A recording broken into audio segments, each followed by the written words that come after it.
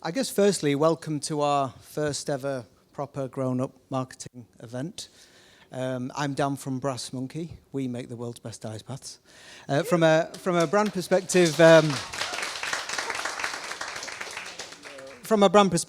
we're also passionate about helping people understand more about cold water immersion and indeed contrast therapy. So we're keen to experiment more with this kind of activation, and yeah, this is the very first one. I'd like to thank Chris and his team at ARC for hosting us, and Alanna, of course. We couldn't have done that without them, and it felt like the perfect place to do the first ever event as well. So just to introduce everyone, I guess Alanna doesn't really need introduction, being the co-founder of ARC and a neuroscientist. We've got next door to Alanna, we've got Jamie Clements, one of the UK's top breathwork guys. We've got Matt Willis, who probably doesn't need a great deal of introduction, musician, bass player, TV personality, podcast host, all the above, yeah, all of that. And then we've got at the end we've got the guys from Peloton. We've got Leanne Hainsby, Alldis, and Ben Alldis as well. So thank you everyone for coming along. Okay, let's start with Jamie. Jamie, I guess the first question really is, what is nervous system regulation and why in this day and age does it matter? So we're starting light. Perfect. So I think I always like to start with these questions with, what is it not? Because I think we hear that term thrown around a lot, social media and everywhere in the wellness world. And for me, what it's not is this permanent destination of calm. We're not aiming for permanent zen. A lot of people expect in my line of work that I never get angry, I never get anxious, I never throw my toys out the pram. Anyone who knows me a little better than that will know that that's not the case. And I think it's more to do with our capacity, our tolerance, our ability to navigate and handle the inevitable ups and downs and stresses of life. And within that, I suppose we're talking about resilience. So our capacity to handle what life throws at us, but also when we do fall outside of this window of tolerance and capacity, our ability to return to baseline. So yes, we will fall out into that window of kind of anxiety or freeze or shutdown or whatever the state of dysregulation might be, but can you identify it early? Can you actually feel into your body where that might be coming from and what it feels like? And then how do you return yourself to baseline? So I think that's, for me, the what of nervous system regulation. The why, I think, is a little bit more straightforward, and it's to do with the fact that the planet is dysregulated. We're seeing so much conversation now about the levels of stress, anxiety, even in the face of a $5 trillion wellness industry, we still see rates of anxiety increasing. So what's going on? And it's just this frenetic pace, I think, coupled with ultra convenience culture, everything at the palm of our hands whenever we want it. And that seems to increase and increase. And then you couple that with an absence of a sense of meaning and purpose and community, and you end up with a pretty dysregulated world and dysregulated individuals making up that world. And so this rise of the tools that we need to then regulate the nervous system, bring us back to baseline, become increasingly important. Thank you. Alanna, from a neuroscience perspective, what's going on in our brains when we undertake something like cold water immersion? That would start with chronic unpredictable stress. That's my answer. No, I'm just kidding. So we're inducing a shock response, a stress response, which goes back to Jamie's question and answer, all interconnected. But we're inducing a chronic unpredictable stressor. But when we go into this unknown stressor in a safe set and setting, it allows us to move from a sympathetic state. So that's the fight or flight response that we're inducing. We actually want to induce that. That's the point of the hormesis, which is healthy stress in a controlled set and setting. And so when we initially go into the ice bath, our amygdala in the brain, which is the fear response, is firing off, also connected to the prefrontal cortex, which is the executive function and decision making, all of which are part of our ego.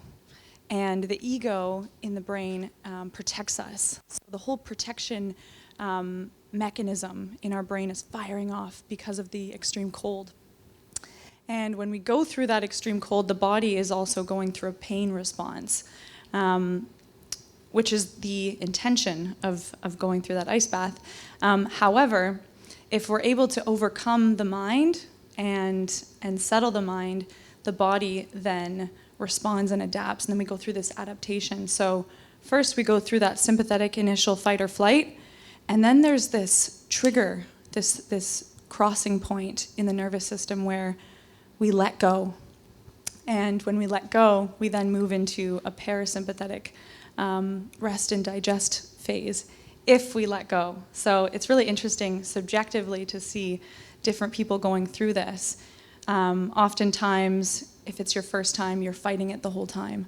But the point of the hormetic response is that people know that there is an exit.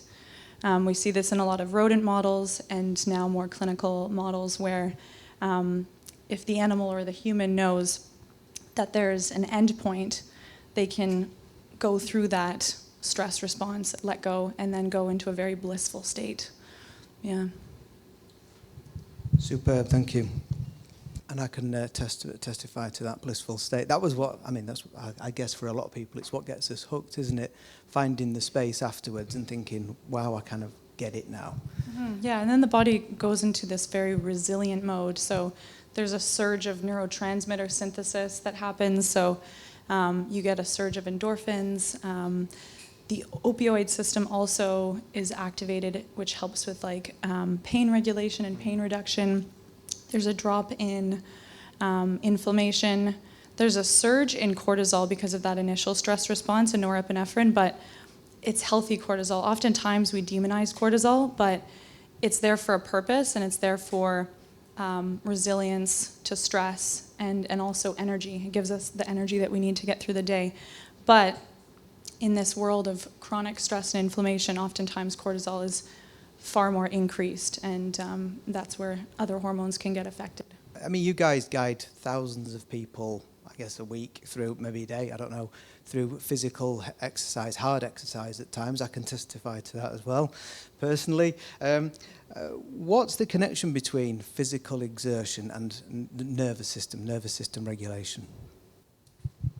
All right, so I think what's really important to think about, like Dan said, we coach thousands, millions of members across the year, and what we found by doing that is it's very similar to like doing weights in the gym. You have to train your body to be resilient. You have to train your nervous system to be able to sustain that sort of stress.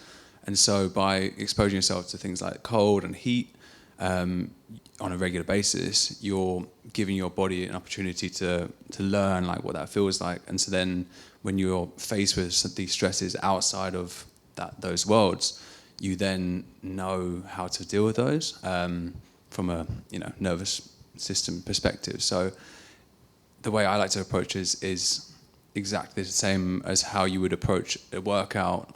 You have to train your body over time to build that strength. With your nervous system, it works in a similar way where, when you first jump into that ice bath, you're like, I'd hate this is really tough. And then slowly but surely, you start to learn how to cope and how to sort of manage that, that fight or flight energy throughout. Well, I'd actually love to bring in the aspect of like mental strength within that as well. So I think a big thing for us that we see in our job and in life as well is the connection between the physical exertion and what that does for your mental strength, mental resilience. And I love that we're speaking a lot about resilience, and that will come up a lot. And, through doing the cold exposure and the heat exposure, resilience is built. That's something, that's not, you don't wake up one day and say, I'm resilient. That is something that you have to nurture, and this is such a good way of being able to nurture that. And just like if you're not moving your body very much, the mental strength is over time going to take a toll. It works the other way as well. The more we push that physical side of things, the better the mental strength is. And it all comes back to the same thing of resilience, because ultimately the more comfortable you get with pushing those mental barriers with the mental strength side of things, the more confident you are to overcome some of those barriers. And then with that confidence, there is a calmness that starts to build. And then resilience will always kind of shine through with that calmness. So it all comes back to the same thing, which is, you know, the exposure allowing you to nurture the resilience. Yeah, that was certainly my experience when I first converted a chest freezer way before Brass Monkey, and almost electrocuted myself. I didn't know that I had. Good job I didn't. My brother reminded me I should be unplugging that before getting in. But yeah, anyway. But it was initially hyper stressful, and I went too hard too fast, if I'm honest. I was facing burnout at the time. I didn't know that. I just felt tired and weird and not in my own body. And it was only the space of COVID that really allowed that to be a thing. I was already on the treadmill otherwise. And yeah, it was what I realized was that going much more gently and often, I could build the resilience out of a place of weakness. So that idea, and really that's the founding idea behind Brass Monkey, that when we're challenged, we're changed. And yeah, I can absolutely kind of testify to that. Matt, from your perspective, I guess you've had your fair share of high pressure situations. I want to ask you kind of, how did cold water immersion even emerge as a tool for you? Hi, I'm really zen. Something about this room. It's like, shit, I've got to talk now. It's really calm, isn't it? It's like the smell and everything. I'm like, whoa, this is so cool. Right, cold immersion, yes. I heard Wim Hof on Tim Ferriss in like 2015. And I was like, who is that guy? You know, like the most weird, wonderful human. I was like, who is this guy? And I knew some people were doing like cold showers and things, and I tried it, and I was like, sod that, that's awful. And I kept thinking to myself, you know, stop, just go do it. You know, at the end of my shower, I'd turn it off, last 10 seconds and scream and run out. You know, so it was really not really a thing. And then I think I was going through kind of a moment of change. You know, I was kind of like embracing different parts of my life and kind of like trying to kind of become better at so many different aspects of my life. And I was really struggling with a lot of stuff, and especially kind of feelings of not being able to achieve, you know, and it was really kind of getting me down. I was kind of suffering with this stuff, and I kept going back to this cold thing. There was something about it.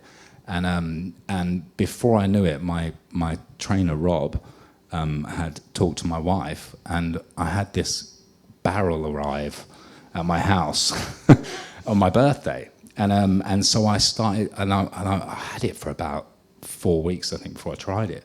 You know, and I got in and hated every second of it, and then felt absolutely incredible afterwards. And I was like, wow, this is like almost drug-like, you know. And I was like, I'm in, you know. This feels good, I like it, you know. But then I had to get back in, you know. And it was that struggle, you know. And I'm finding it so interesting learning about the brain. That's so amazing, you know. Like I love it. I'm in. We're back to Jamie. Jamie, we hear about being stuck in fight, flight, freeze. Certainly something I can remember in 2020. How can we recognise nervous system regulation or dysregulation versus what is optimal? Good question. I think it's twofold. I think there's two aspects to this answer. The first being our sort of fundamental disembodiment. We're not listening. We're stuck kind of neck up in thought, feeling, perception, and we can't actually understand what is going on in the body. Like, I'm not going to get everybody to do it now, but maybe you might do it by product of me saying this. But if you bring your focus into the tip of your left index finger, you go from not feeling a lot to all of a sudden there's a bit of tingling, there's a bit of pulsing, there's a little bit of buzzing, and that part of your body starts to come back online. And it's the same with the nervous system as a whole. We are disconnected from the language of the body, we're disconnected from the subtle sensations of the body that can help us identify where we are in our nervous system, which brings me to the second part, which is we need a better map to understand and sort of interpret those signals, because it's all well and good saying, what do you feel in your body? And you go, I feel like I might be dying. And you go, what does that mean? And so trying to understand what actually do those sensations mean. And you mentioned a few nervous system states there in terms of fight, flight, freeze, and also shutdown, I think are sort of the big four horsemen of nervous system dysregulation. And we have a couple of different models of, I guess, mapping the nervous system. The most fundamental being this sort of two-branch model of sympathetic, parasympathetic, which is a very helpful fundamental entry point. Sympathetic, stress, parasympathetic, rest. If we go a little bit beyond that, we can start looking at something called polyvagal theory. And this is where we look at three modes of operating, really in a hierarchy of what we might refer to as mobilization or energy. We have sort of this middle piece, which is something called the ventral vagal state, which is our social connection mode, where we want to be feeling calm, connected to ourselves, the world around us, feeling safe in our own skin. I suppose that's what we mean by optimal as well. That's our healthy baseline. But then we also have the sympathetic state above that. So that's mobilization, that's fight, that's flight, that's that activation response. But then we also have the lower end, which is dorsal vagal, which is our shutdown, our freeze response, immobilization. It could be stuckness, it could be procrastination, it could be burnout, it could just be lethargy, depression, whatever you want to call it, whatever your experience of it is. And I think that sort of three-tier model is a really important piece of understanding, because the way to work with the nervous system when we're in immobilization is vastly different to when we're in mobilization. So if we're in high energy, high arousal mobilization response, we want to be slowing things down, taking the energy out of the system, and the contrary for that low energy state. And so people in my world of breathwork love to say slow breathing will cure everything. It'll save your life. It'll cure whatever you want it to cure. But actually, if we're in that low energy lethargy state, we don't want to be slowing things down and taking energy out of the system. And I think that's really key when it comes also to thinking about cold, hormetic stressors, using stress intentionally within the nervous system, because we want to apply it at different times for different reasons so that we're actually making the most of it. And so I think just understanding the map, but also understanding that the map isn't the territory.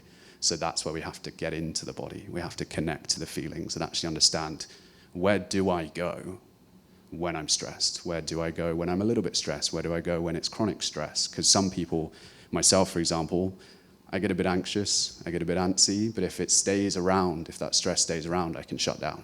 And so I think it's just about understanding your starting point, your baseline, but then also really asking that question of, where do I go in times of stress and dysregulation, coupled with what does that feel like? Is that creating time to intentionally do that? Because I would say I ended up in a ditch. I now get feedback from my wife quite clearly when I'm in that ditch and I need to go. So I have, in fact, I was just saying that to you, Shirley, wasn't I? So she tells me really that you probably need to go for a run or walk or. But it's easy to get in that ditch without really noticing you're in one.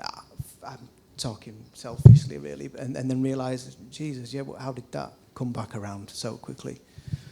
I'd say it's spot on, really. Like it's a life's worth of practice that continues to evolve. Like, I'd be lying if I said I never fell into a dysregulated state at some point. But what I have evolved and developed, and I see in people who really get this right and get it, is that you start to build a back catalogue of what are the early warning signs. And this is about not stopping feelings, not stopping discomfort, not stopping pain, not stopping suffering. It's a kind of fruitless task.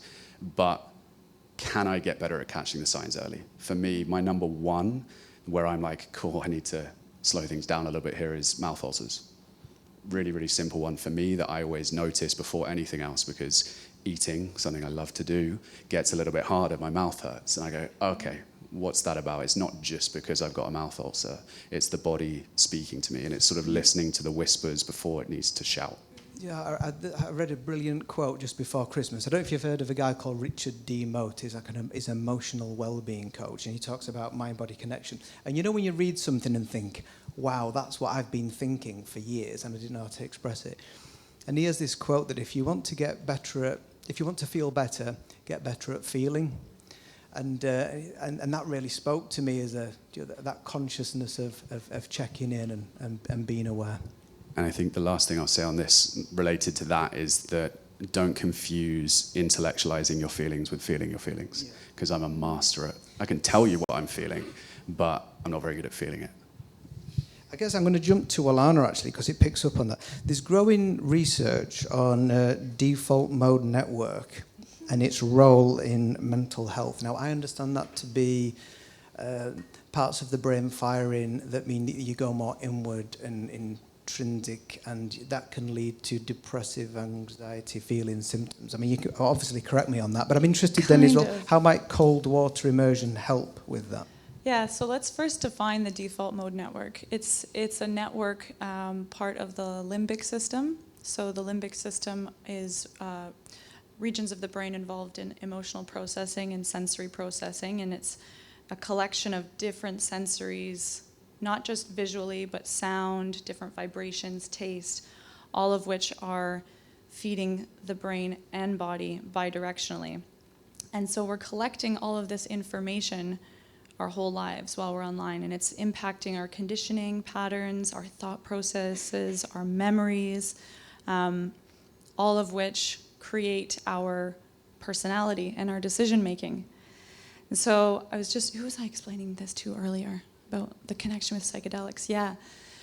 So the default mode network, depending on the set and setting, will create imprints on our decisions. So what happened to me when I was 5 will technically be impacting some of my decision-making skills, because if I have a similar experience that's happening now, that's then going to trigger that memory response, that memory recovery. You're recovering that memory, and that will then make my decision and inform it. So as we get older and as we age, that default mode networks, the synapses and the neurotransmitters and all the neurons in the brain are firing, and there's a stronger message repeating. So that's what then gets into the state of mental health or chronic thought processes or rumination. So when people get in rumination, these are thought processes that they're thinking of over and over and over again. They can't let go of something, okay? And that impacts everything in their life. What happens when you go into the ice bath or do breath work or psychedelics? All of these are radical changes or disruptions to the default mode network, because it's activating many regions of the brain that are involved in the default mode network, the limbic system. And that's what causes that fear response in the amygdala to fire off. It's like, get me the hell out. This is unsafe. And that's based on, past experience and evolutionary processes. So this is where it's very much linked to a lot of these modalities, and can be helpful for mental health or chronic stress. Mental health originates from chronic unpredictable stress and inflammation and causes neurodegeneration. And so that's why ice bathing at the right time, with the right set and setting, with the right guidance, can be very helpful, because it's disrupting that default mode network and allowing for more neuroplastic changes afterwards, because there's a beautiful protein called brain-derived neurotropic factor, BDNF. It's a big word right now, involved in neuroplastic changes, neuroplasticity. So you can actually rewire your brain. This is why it's really helpful for not only acute stress, but also mood disorders, PTSD, chronic pain, which is also very much connected to mood disorders. The root of most diseases is chronic stress and inflammation. So it seems like a pretty good antidote to that. Thank you. Brilliant answer. Very Thanks. thorough. I hope it made sense. Yeah, absolutely. Yeah, perfect. If we could move on to Matt, please. Matt, you've been really open about your recovery journey. I'm interested, how does cold water immersion compare to other tools that you've used to find balance? How does it compare? I think it's been huge. I think I don't know. I always used to feel like I was naturally quite pessimistic, you know, and kind of naturally quite, I don't know, I can wake up on the wrong side of the bed for months, you know, and there's something about whatever state I'm in, whatever kind of like, whatever feeling I take into that bath, I'm not taking it out, you know, and that is so powerful, you know, and it just, and it really sets me up, you know, there's something about it which is, and also, you know, I don't know, like, I mean, I used drink and drugs for years to kind of make me feel a certain way, and they were kind of I found them as a solution to my problem, which was me, and then they became the problem that I needed a solution from, you know, and I think with cold water especially, there's something about it that can instantly change the way I feel, but one, it's really good for me, which is new, you know, and that's and I feel great, and I feel great for a long time, you know, which is another big thing. Like I can get out of that ice bath, and for the next 4 or 5 hours, I feel pretty incredible, you know, and I've been reading loads about dopamine and stuff, and I think there's a lot of drug addicts who suffer with this kind of low dopamine state, you know, and I kind of and I really relate to them on that, because I feel like even when I think back to being a kid or whatever, I could never really get off on what other people were getting off on. You know, like people would say, oh, like, how beautiful's the sunrise? I'd be like, it's all right. You know, like I just didn't really kind of get that stuff, you know.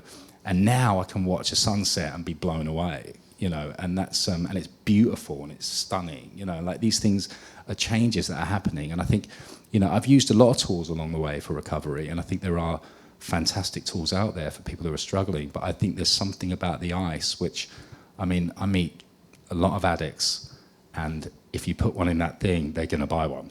You know, you need to get in contact with some people that I know, because you could sell a lot outside of certain church halls in London, you know, so yeah, there's definitely something about it which is massive. Thank you. Leanne, Yes. How has your personal journey with health challenges informed your understanding of resilience and nervous system regulation? How long have we got?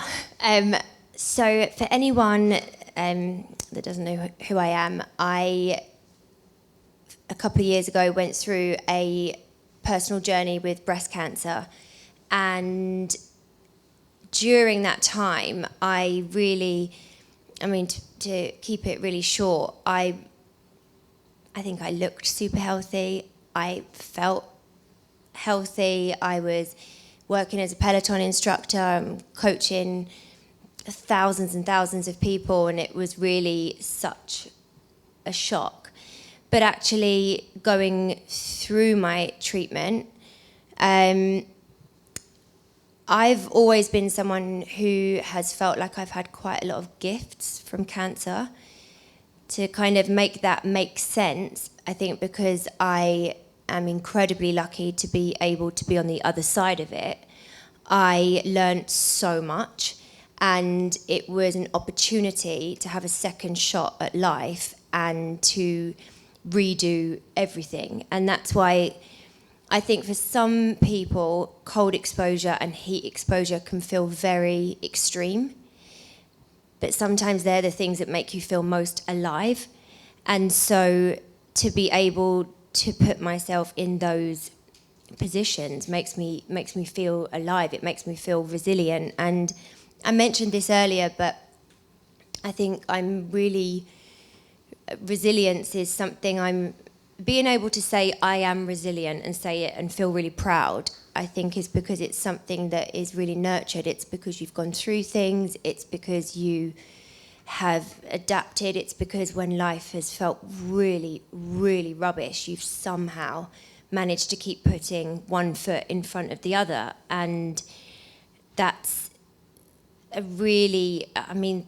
that makes me feel great. And so I want to keep that. Resilience has basically enabled me to have a confidence, and it's really pushed me to want to do anything and everything that is going to keep my body as healthy as I can. So the the cold water, I mean, I don't know as much of the science, but I know it makes me feel alive. I know it makes me, it stills my mind. I know that my brain will go a million miles an hour, but in that moment I can't think about anything else other than my breath and being in that moment, and then coming out and like what Matt was saying, it's like, you know, feels, you're like, whoa, is that legal?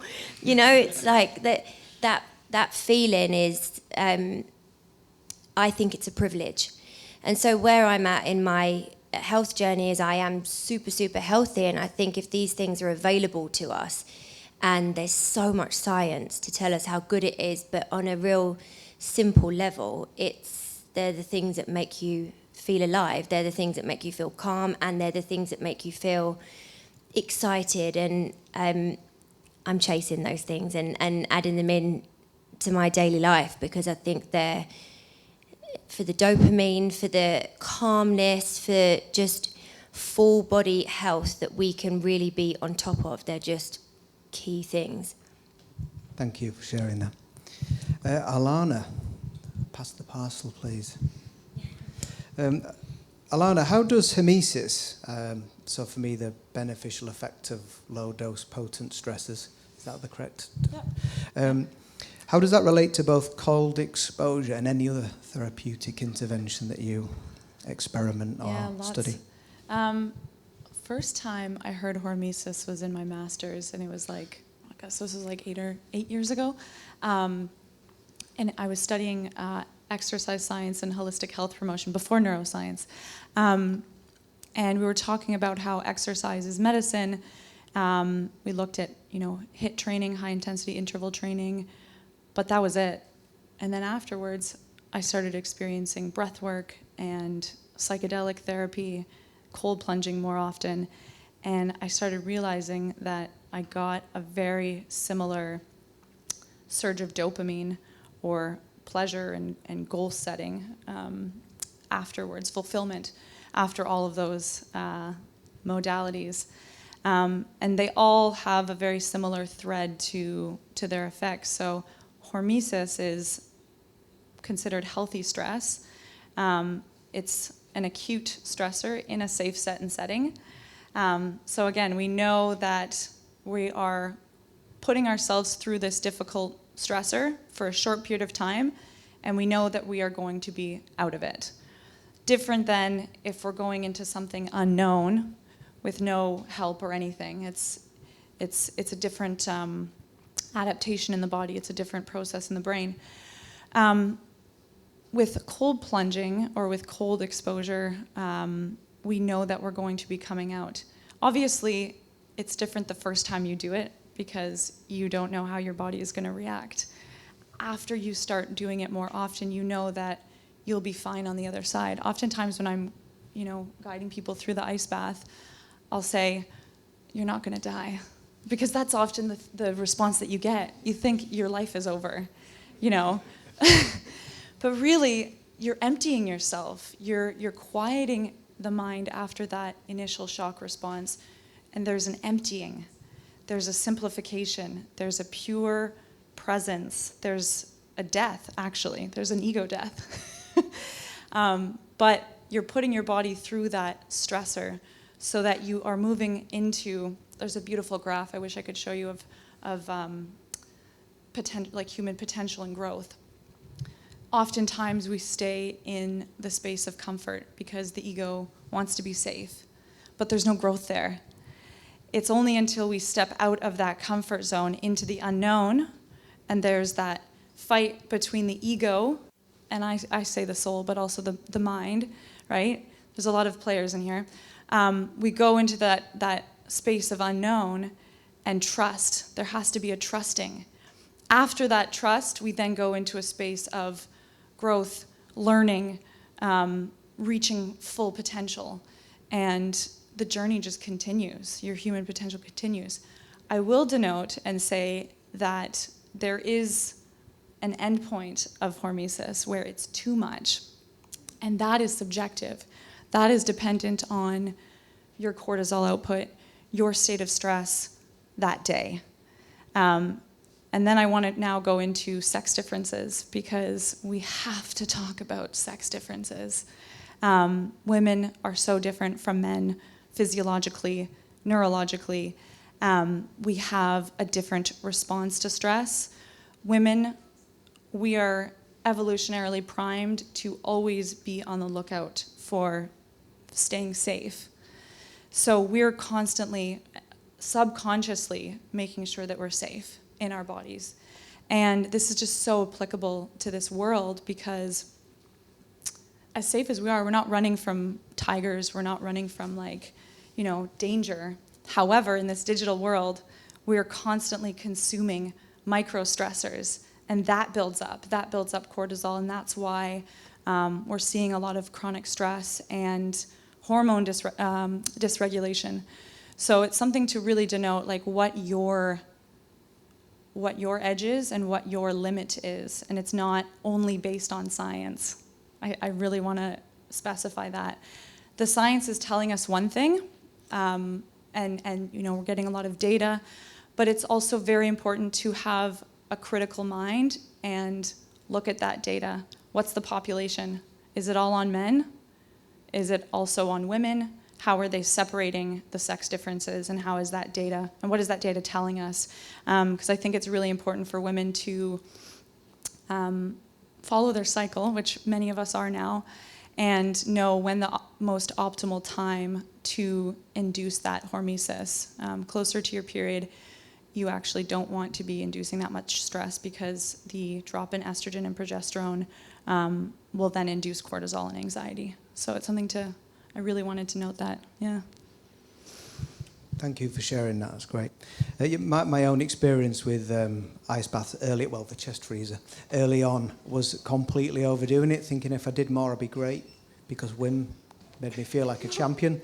And doing 10 minutes in there, and then I went for a walk afterwards, and I had to sit down for half an hour. Yeah, I learned quickly that actually that's not the way to do it. Go gentle. I guess if we can go on to Jamie. Jamie, how does intentional discomfort like cold water immersion actually help reprogram our stress response? Yeah, I think it's a lot of things that we've touched on this evening, but kind of evolving and building on that. When it comes to something that was first coined by a guy called Dan Spiegel, called the window of tolerance, and it's this idea of our individual window of tolerance or capacity that I mentioned in the first answer I gave as well, which is how big's your bucket, for want of a better analogy? How much stress can you handle? If we've been through trauma or significant adverse experiences in our lives, that window can shrink. If we're in chronic stress, that window can shrink, and all of a sudden we become, I suffered with panic attacks for many, many years, and I put that down to having a tiny window of tolerance. And I became so sensitive to any stresses that it didn't take much for me to be outside of that window.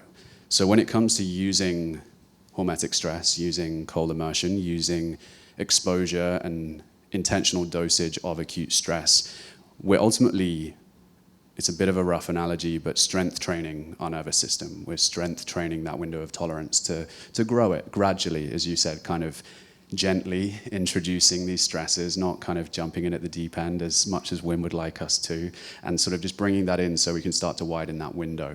But I think something that Leanne mentioned as well is this, I think, underplayed aspect of psychological resilience.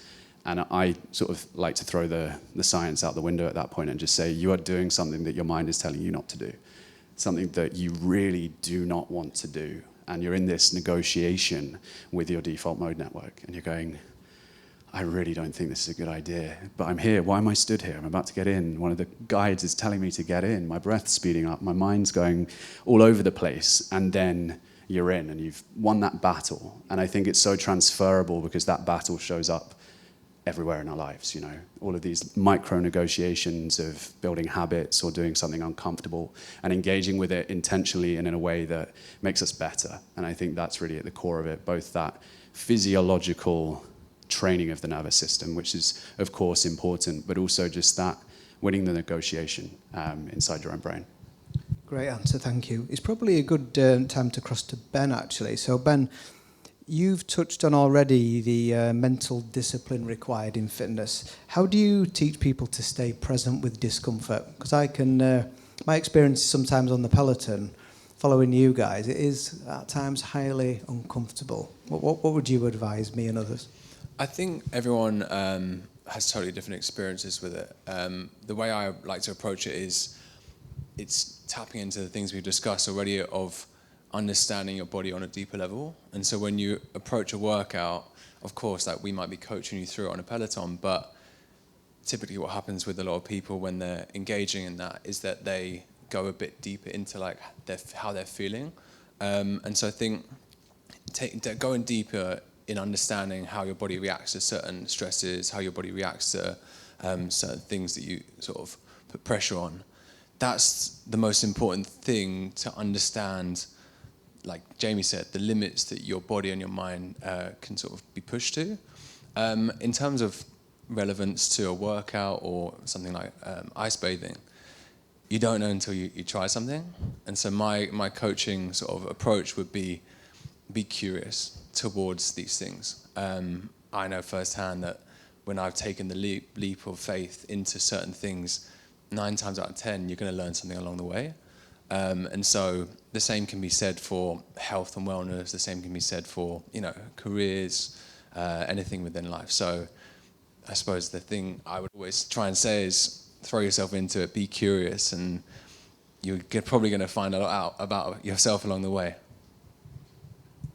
That's great, thank you. Matt, many people are terrified, picking up on that. They're terrified by the thought of cold water. Yeah.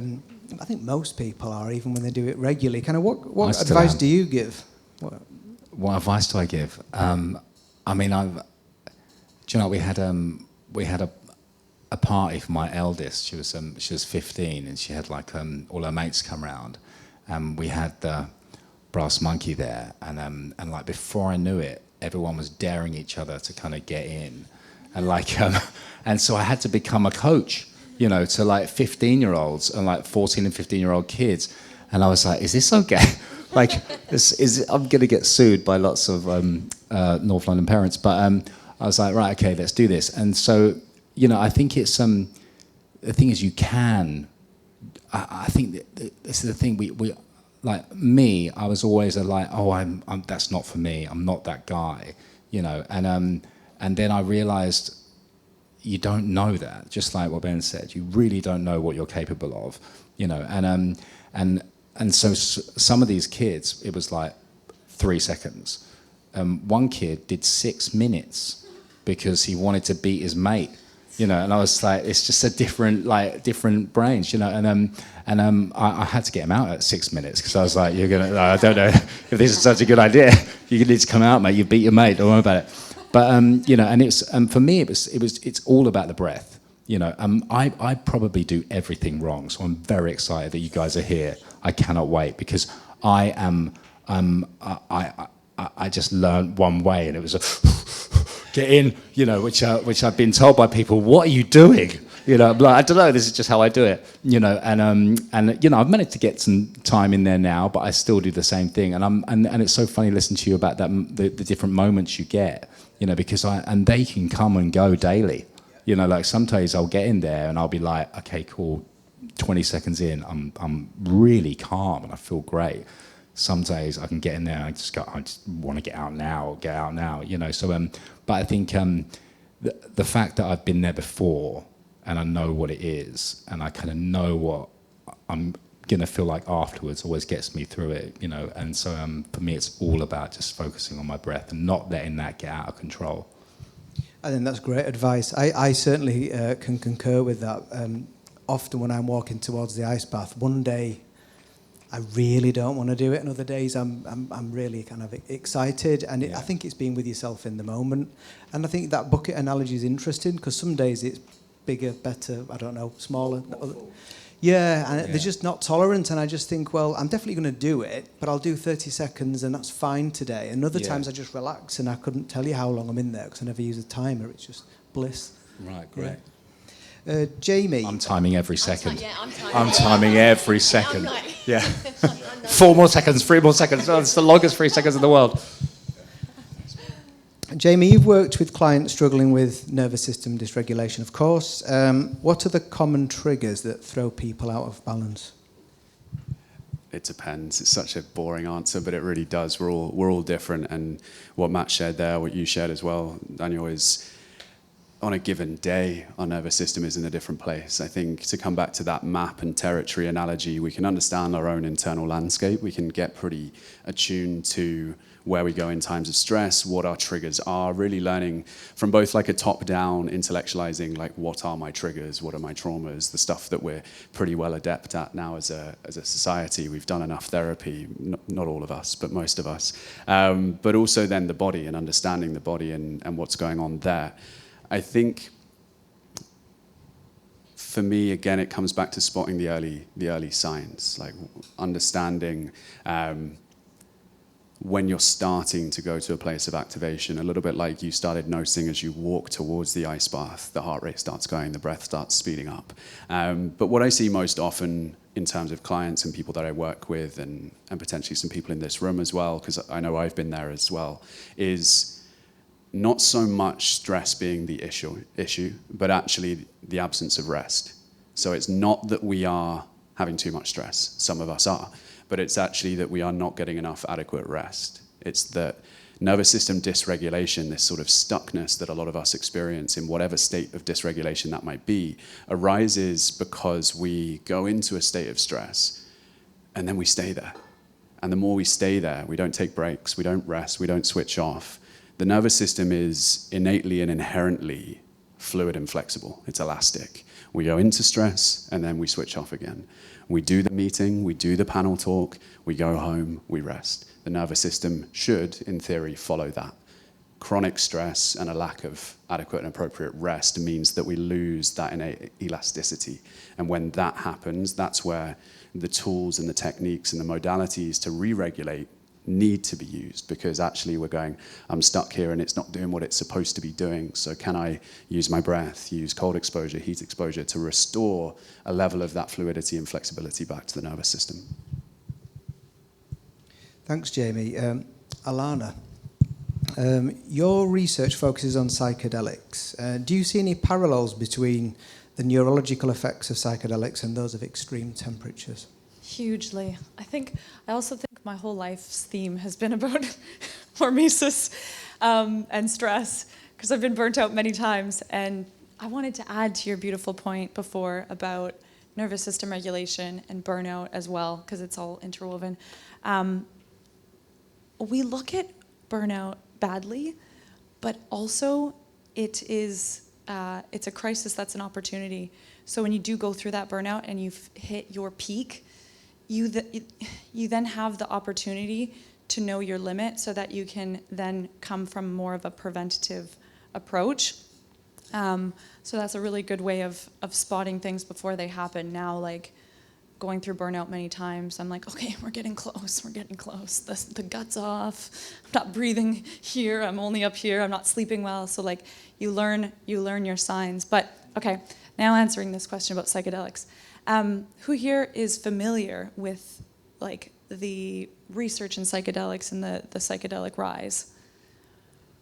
Not many. Oh, I love knowing this. Okay, this is my world. It's been my world for like 6 years. I wish. Obviously, there's a huge stigma against psychedelics, but I think it's because they've been looked at negatively from abuse of psychedelics. But if we were to go back, hundreds or thousands of years, they go all the way back to Egyptian times. These are plant medicines, same as sauna and cold plunging. These are traditional medicines that are used and not abused. They were used in ceremony. They were used to purify. They were used to heal. And they all have a similar response adaptationally and evolutionarily with our brains. There's a brilliant scientist, Terence McKenna, that talks about the stone ape theory, where they noticed, archaeologists noticed a massive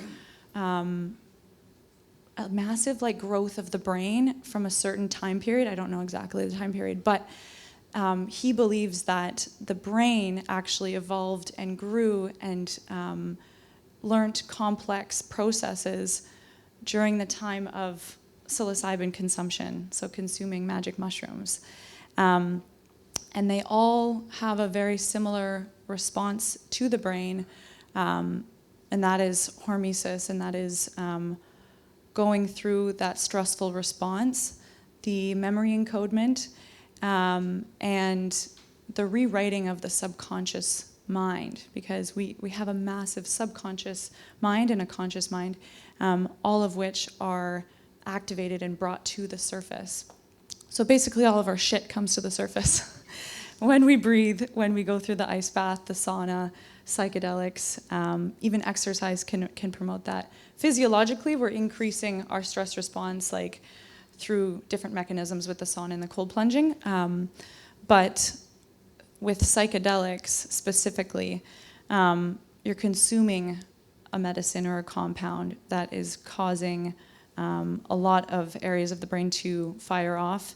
Mainly, the main psychedelics that I have studied are serotonergic psychedelics, so psilocybin, and psilocin, which is the analog once it's metabolized through the liver, then acts on the serotonin receptors in the brain and the gut. I have a paper coming out about this where I talk about psychedelics in the gut-brain axis and the regulation of the vagus nerve, which is involved in the parasympathetic nervous system and inflammation, which is also connected to the cold plunging. So when you come down to your neck, ideally, you are activating the vagus nerve, and that's what causes that parasympathetic response, the lowering of inflammation, the surge of neurotransmitters that make us feel a lot happier and blissful.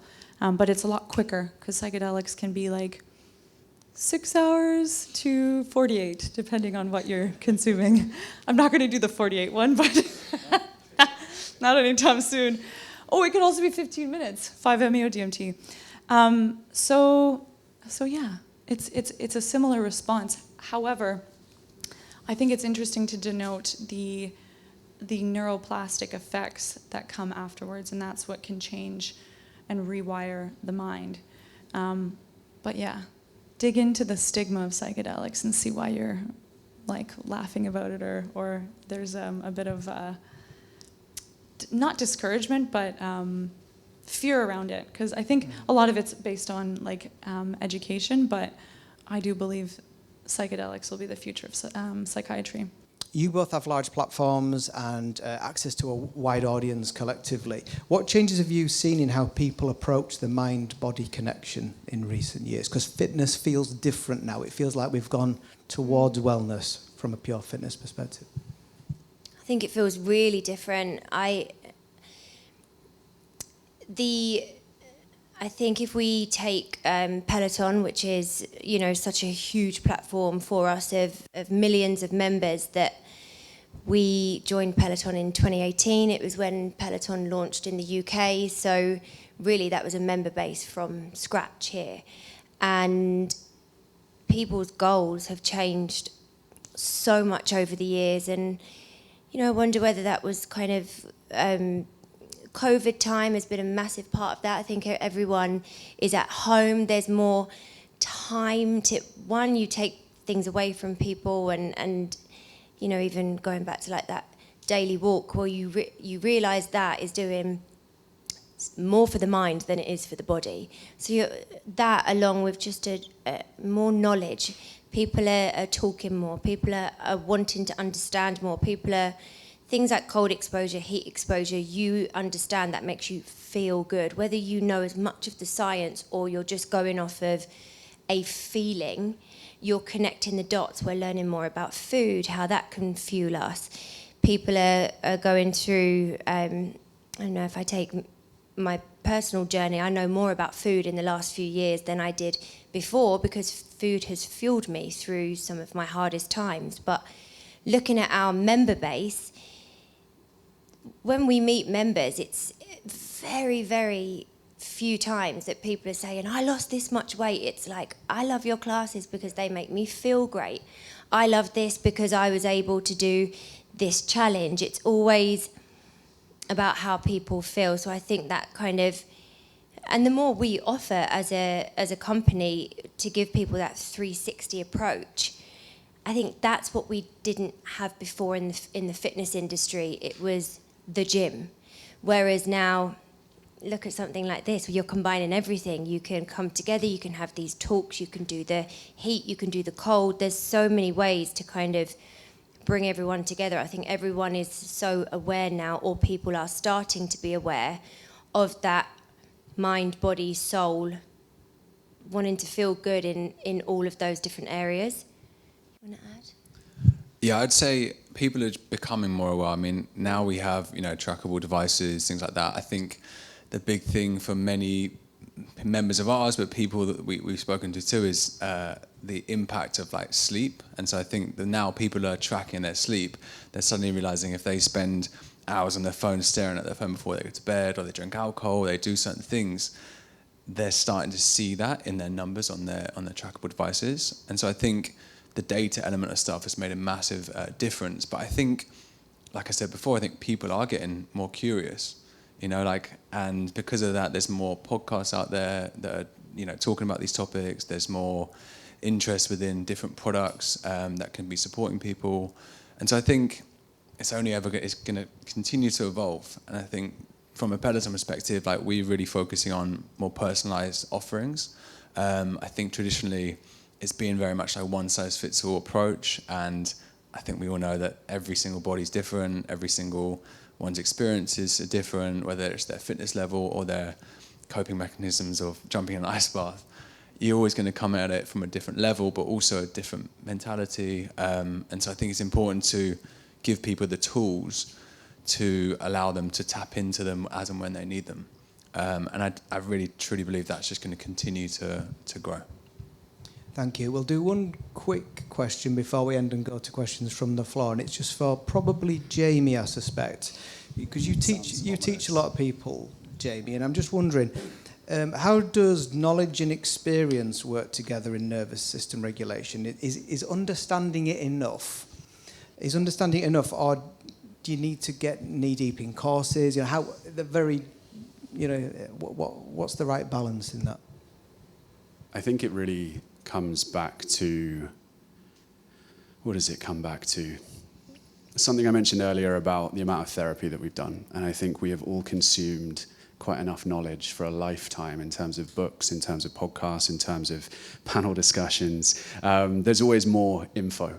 And I've really seen, both through my own personal journey in wellness of the last 10 years, but also plenty of my clients coming to me, and they could write a memoir on their trauma.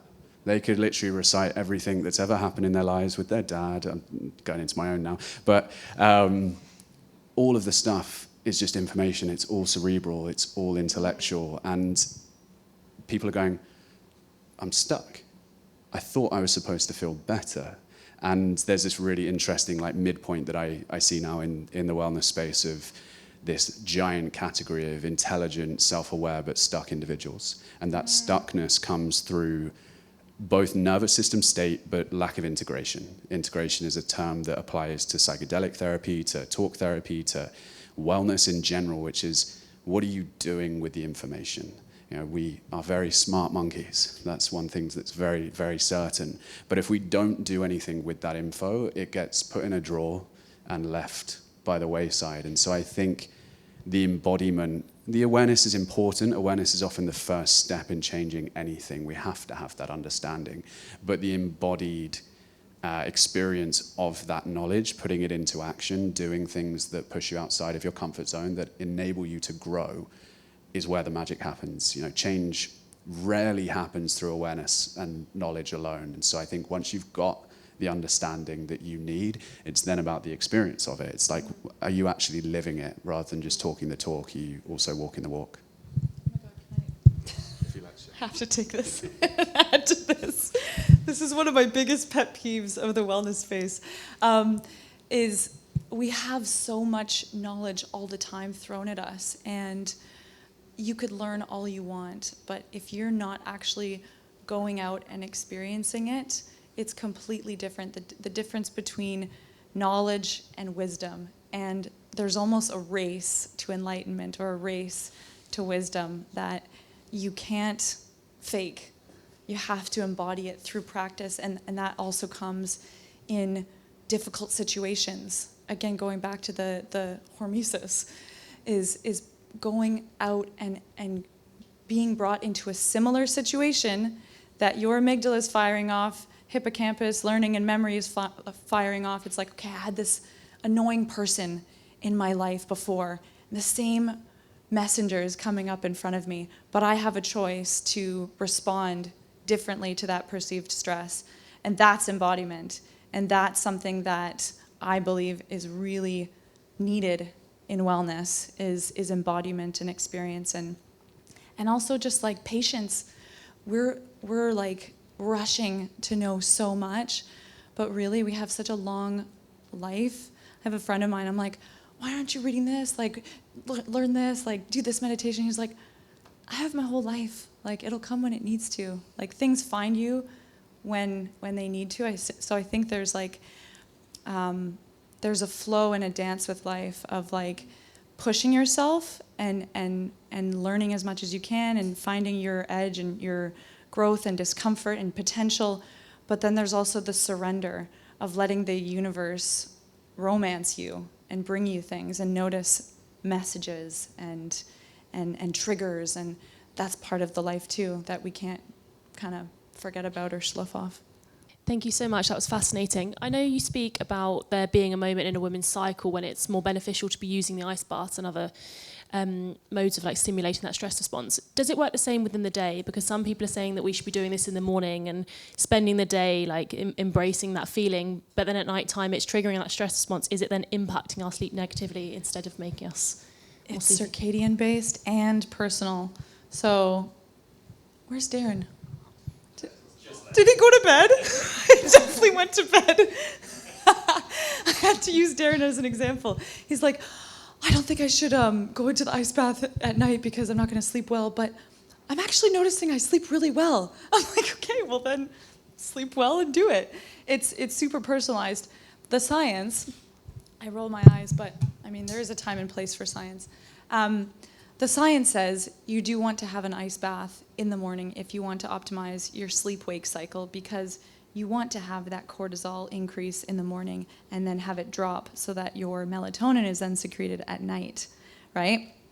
But it's also subjective because my mind thinks, okay, well, we're also activating the vagus nerve. We're going into parasympathetic mode, right? I think it's like how you follow up with that. And it depends on your own core body temperature. So for me, I'm always cold. I can't finish on the cold. I'll always finish on the hot before bed if I'm doing a cycle at night. But I'll finish on the cold in the morning because I want that norepinephrine. I want that cortisol. I don't want those 3 cups of coffee, right? And you can look at it a bit further and look at like traditional Chinese medicine. You know, for women, before consuming caffeine, you want to have protein in your stomach to help with that cortisol spike and then that drop. I don't know if this applies to men, but I know that for women, you'll have that drop and then you'll feel exhausted and annoyed in the afternoon, right? So it's playing with those hormones, also playing with the hormones of your cycle. So it's better ideally to plunge like after menstruation and then stop and take a break like a day or 2 before your period and then first 2-3 days because of that fluctuation of hormones. So, but again, listen to your body. Like there's data, but also just like ask your body, how do I feel after this? You'll get a lot of answers.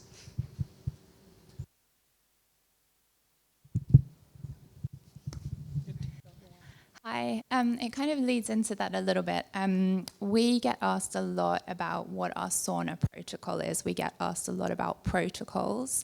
And for us, we find it really interesting in that we don't try to promote a protocol because, as you have all been saying, you should really lean into intuition and how your body feels and how your body might feel on a different day, even in between different people.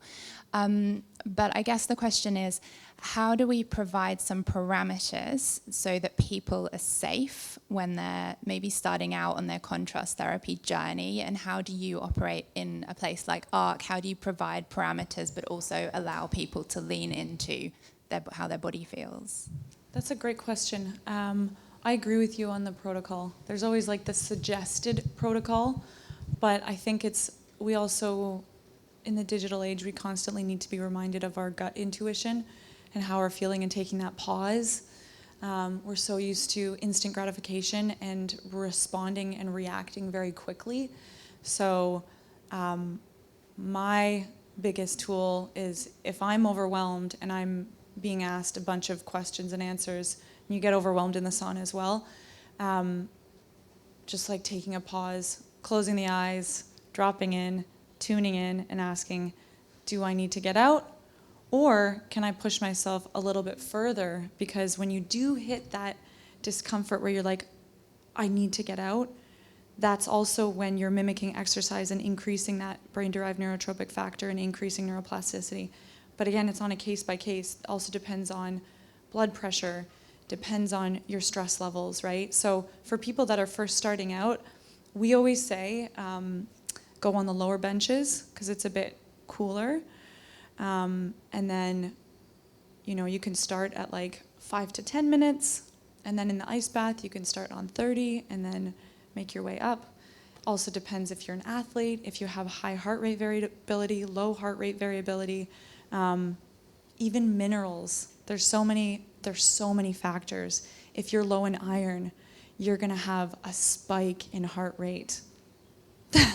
So there's a lot to consider. And also the protocol I always tell people is like, drink not only water, but trace minerals, electrolytes, shilajit for the minerals, and rehydrate and remineralize the body afterwards, because you are excreting everything, including toxins, but to always remineralize, because it's very easy to get a reduction in minerals, which are massive precursors to many pathways in the body and brain. Could you tell us some of the most commonly encountered misconceptions you have around contrast therapy?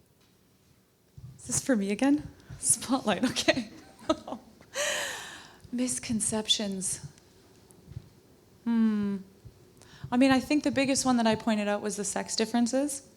I think it's quite nuanced. I think it's great that there's a surge in use of hot and cold, and there's a reason why a lot of people are coming to it for radical recovery.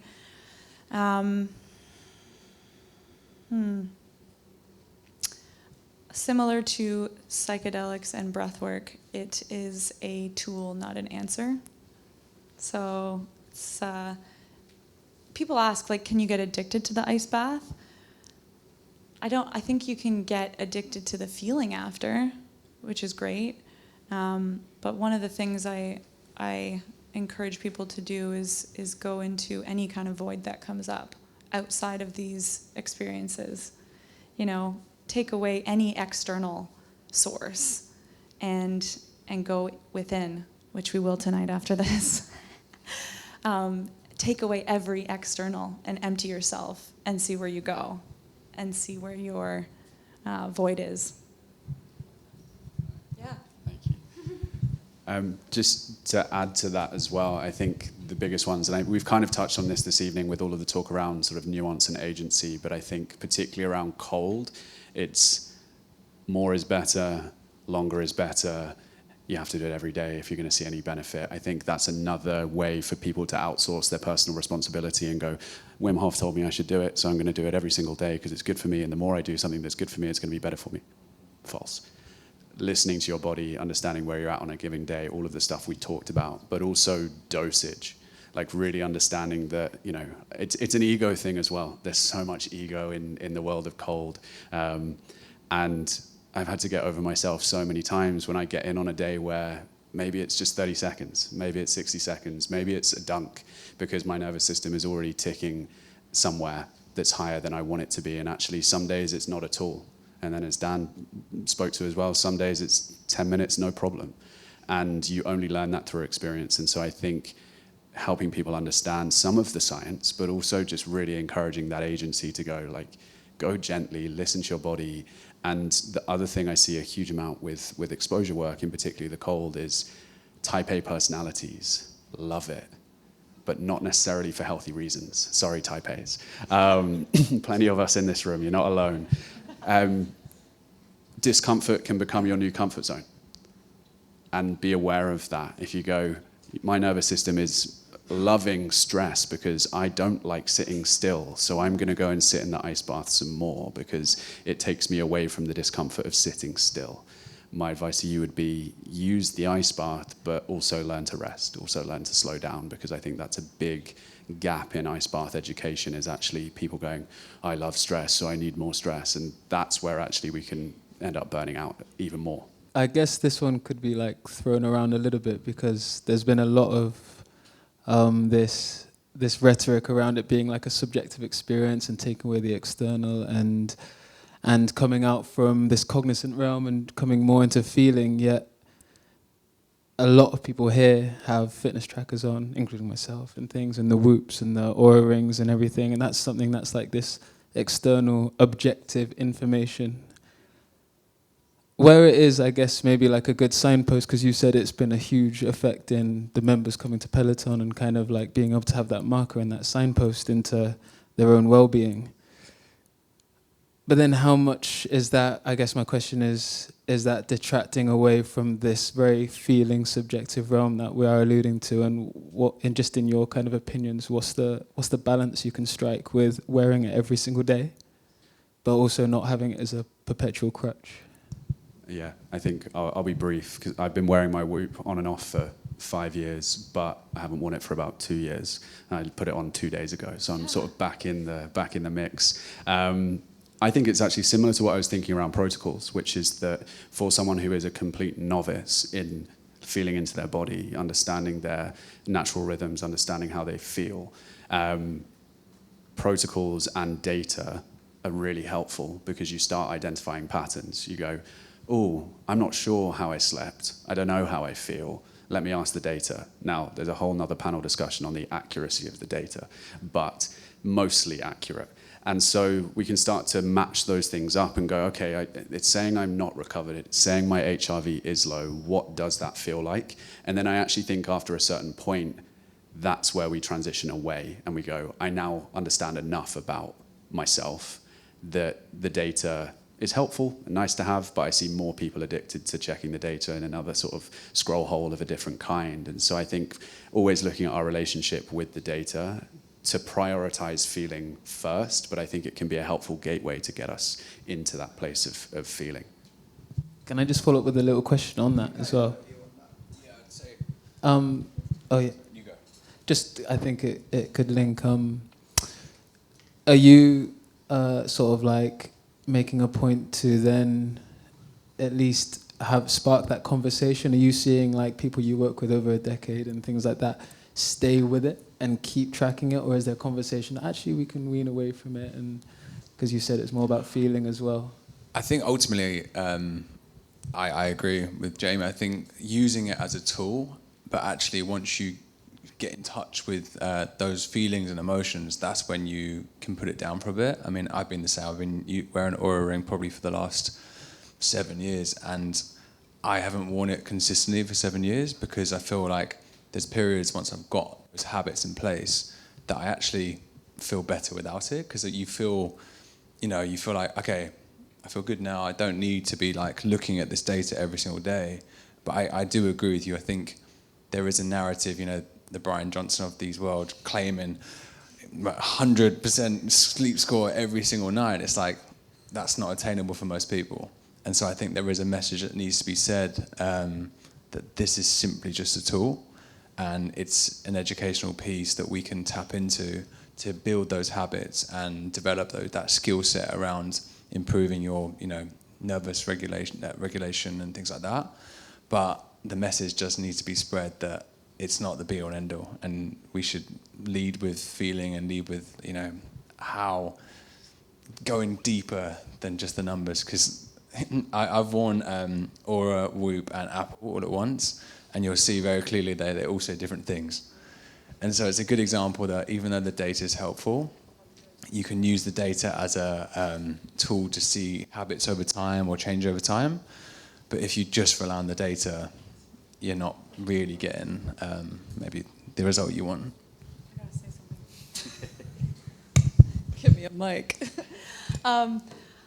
There's a lot I want to touch upon this. Who here knows what the word for obsession of health is? You're a good dictionary. I think so. I think so. So in this like digital age and this wellness boom, we're being, again, thrown so much information and so much data that isn't necessarily subjective, and the data is also basing it off of a population, not like a personal, unless you get the right data points at the right time points. So it's getting pretty complicated. And it's also inducing orthorexia, which is like being obsessed over your health. And that means controlling your life and not surrendering to things that are out of your control. So then that creates anxiety over things that you can't control. I'm like a good example of this until kind of recently because of psychedelics. But I have detoxed my entire life over the past 8 years, from water to EMFs, unplugging the Wi-Fi. Like, my place is completely detox. I don't even wear a lot of like polyester because of the toxins and how those affect hormones. And like, I've over-educated myself on this stuff and have found myself in a hole of freaking out over situations, or like breathing in certain air, or I don't know, drinking tap water, and that's triggering a stress response in me, and that's inducing anxiety, and that's then affecting my gut-brain axis, my digestion, you know, so many things, even serotonin, because serotonin's synthesized in the gut. So like, there is almost like a limit of like knowing too much, and then there comes a point where it's like, you're like an 80-year-old, like, fuck it all, right? I saw the best meme this week where it was comparing Brian Johnson spending, I don't know how many million a year on biohacking and longevity. And then it showed this guy in Italy, in Sardinia. Like, did you see that? He's like smoking a dart, chain smoking, drinking. Why? Because he's relaxed and he doesn't care. So I think we're like taking a full circle here of like controlling everything and looking at the data and looking at the science. And we're in this hyper-evolutionary time right now, you know, environmentally, and considering a lot of epigenetic effects, which are the environment's effects on our genes, but equally, we control our responses, and we have control over how we perceive things and how we take those in, and how that changes our DNA and our behavior. So there's a lot to think about. Also, devices emit EMFs, so they affect our bloodstream and our nervous system a lot. So something I would take it off. I wouldn't even use it as a sleep score. Yeah.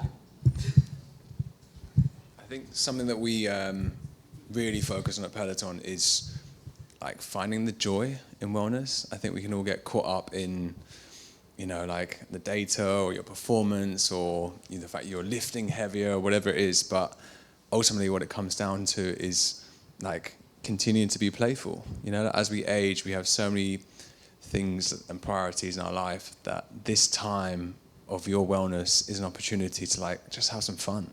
And if you're not finding that specific thing fun, or it's not giving you back that energy, then maybe it's not the right thing for you.